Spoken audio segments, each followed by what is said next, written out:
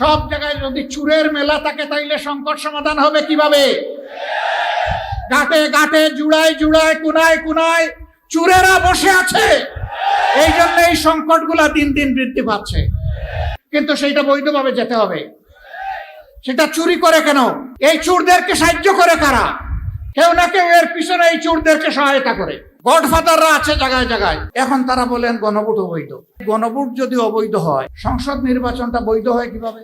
কি চমৎকার যুক্তি! একই ডেক্সিতে গোস্ত পাকানো হয়েছে, গোস্তের ঝুল হলো হারাম আর গোস্ত হইলো হালাল। কি আশ্চর্য ব্যাপার! যদি গণভোট হারাম হয় তাইলে সংসদ নির্বাচনও হারাম, আর সংসদ নির্বাচন হারাম হলে এখন এদেশে কোনো সরকার নাই। আগে যারা ছিল এরা পালায়ে গেছে, আর এখন যারা আছেন তারা তাদের বক্তব্য অনুযায়ী বৈধ নন। তাহলে দেশটার কি হবে?